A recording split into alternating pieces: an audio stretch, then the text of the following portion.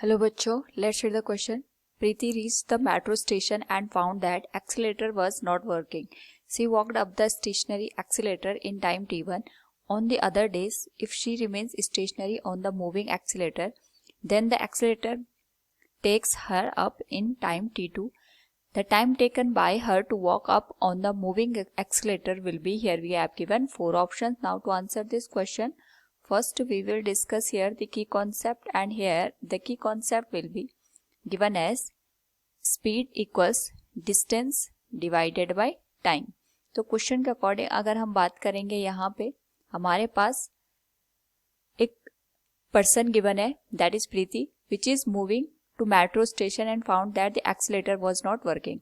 तो सपोज यहाँ पे जब वो एक्सीलेटर से मूव करती है, इस पर्टिकुलर केस में एक्सीलेटर में कोई भी मोशन नहीं हो रहा है, तो जब वो यहाँ पे मूव करती है विथ वेलोसिटी, हम उसकी वी कंसिडर कर लेते हैं यहाँ पे, और इसकी जो टोटल इसने यहाँ पे यहाँ से लेके यहाँ तक जो लेंथ कवर की है, इसको हम यहाँ पे एल के बराबर कंसिडर करते हैं. इसमें जो उसने टाइम लिया है it is considered as t1. तो ये आ जाएगा, इसने टोटल यहाँ पे जो लेंथ कवर की है वो एल के बराबर कवर किया, और इसकी जो वेलोसिटी है उसको हम यहाँ पे वीपी से इंडिकेट कर देंगे. That will be given as equation number first.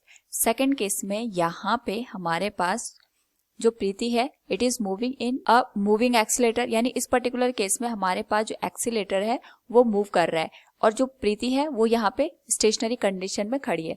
तो यहाँ पे एक्सीलेटर के मोशन की वजह से जो प्रीति है ये अपवर्ड डायरेक्शन में मूव कर रही है. तो जो एक्सीलेटर का मोशन होगा ये डाउनवर्ड डायरेक्शन में होता है, जिसकी वजह से यहाँ पे जो प्रीति है वो अगेन एल लेंथ को कवर करेगी, लेकिन यहाँ पे जो टाइम लिया जाएगा वो t2 के बराबर लिया जाएगा. यानी जो लेंथ है वो एल के बराबर है, और जो एक्सीलेटर का मोशन हो रहा है वो डाउनवर्ड डायरेक्शन में हो रहा है.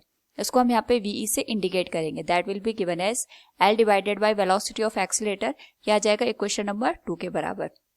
नाउ जो थर्ड केस है, थर्ड केस में हमारे पास जो टाइम टेकन है वो t के बराबर है. इस पर्टिकुलर केस में प्रीति भी मूव कर रही है और एक्सीलेटर भी मूव कर रहा है. प्रीति अपवर्ड डायरेक्शन में यहाँ पे मूव कर रही है, जो एक्सीलेटर है वो डाउनवर्ड डायरेक्शन में यहाँ पे मूव कर रहा है. तो इस पर्टिकुलर केस में अगर टाइम t है तो इसने टोटल लेंथ l को कवर किया है.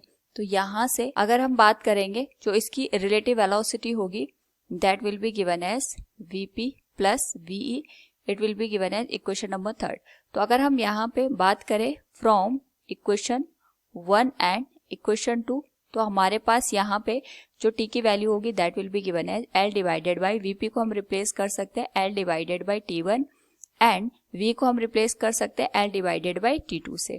नाउ यहाँ पे हमारे पास जो एलसीएम आएगा that will be written as t1 t2. तो यह आ जाएगा l t2 plus l t1 divided by t1 into t2. तो जो टाइम की वैल्यू आएगी that will be given as l into t1 t2 को हम यहाँ पे न्यूमरेटर में लिख लेंगे, l कॉमन लेके इसको हम लिखेंगे t1 प्लस t2 के बराबर. सिमिलर टर्म कैंसिल हो जाएंगे, तो जो हमारे पास टाइम है that will be t1 t2 divided by t1 plus t2. So from the given question we can say here the time taken by her to walk up on the moving accelerator will be t1 t2 divided by t2 plus t1. Option B will be the right answer. Hope all you understood it. Thank you and best of luck.